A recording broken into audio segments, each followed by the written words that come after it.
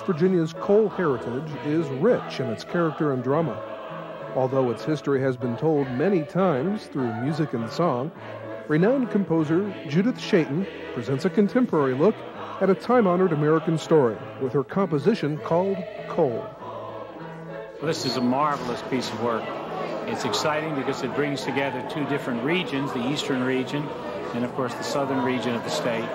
But I think most importantly what it is, it's a story of a heroic people doing a very, very difficult work. This piece has really been an amazing adventure, very different from anything else I've ever undertaken. It's by far the most complicated one. It's involved a level of research that I've never undertaken, and so it's been really a very engaging and compelling piece.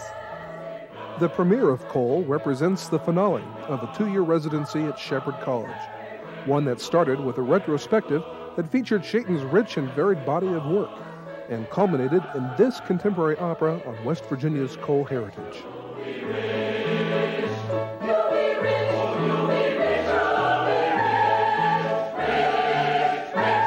Composing Coal required extensive field research.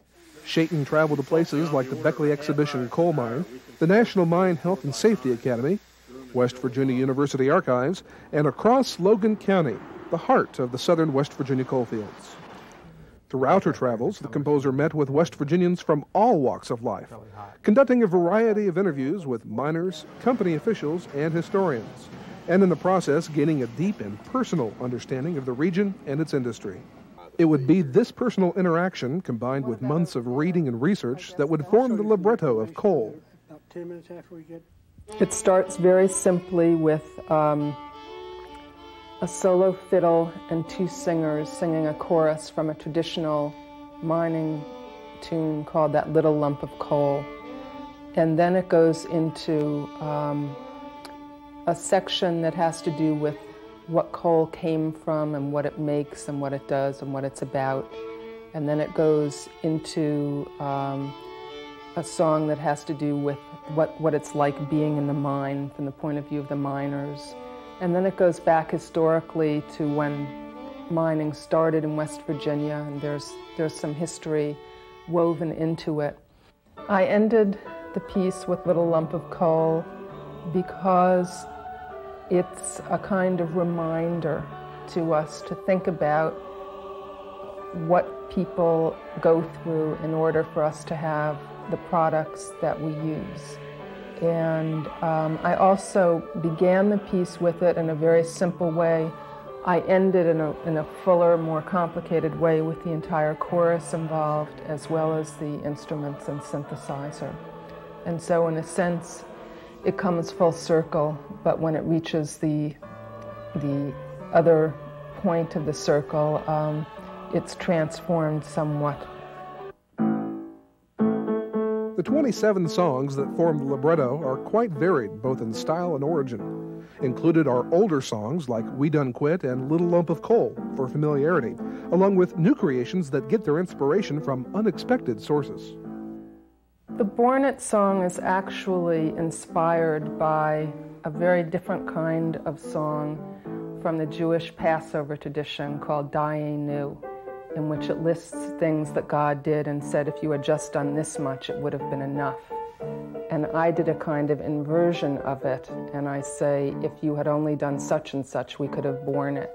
But as these different actions pile up, they couldn't bear it. To begin scoring the music, Chayton needed to acquire a more extensive knowledge about traditional Appalachian instruments. A summer workshop at the nationally renowned Augusta Heritage Center in Elkins, West Virginia, offered the kind of exposure to traditional music that the classically trained musician needed. Using the experience of the Augusta workshop, Judith began working at her home with local heritage musician Pete Vigor to put to music the songs in the libretto that would be performed by traditional instruments. In addition to recording sounds, I was interested to feel what it's like to be in a coal mine. I at least wanted that degree of authenticity to know what it feels like, just to feel the texture of it, to feel the darkness of it, to feel the dampness of it was something that I really felt I needed to do in order to be able to create this piece.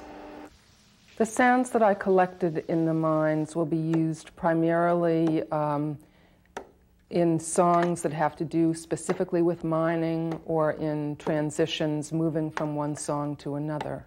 The electronic sections of Coal would be realized at the Virginia Center for Computer Music on the campus of the University of Virginia.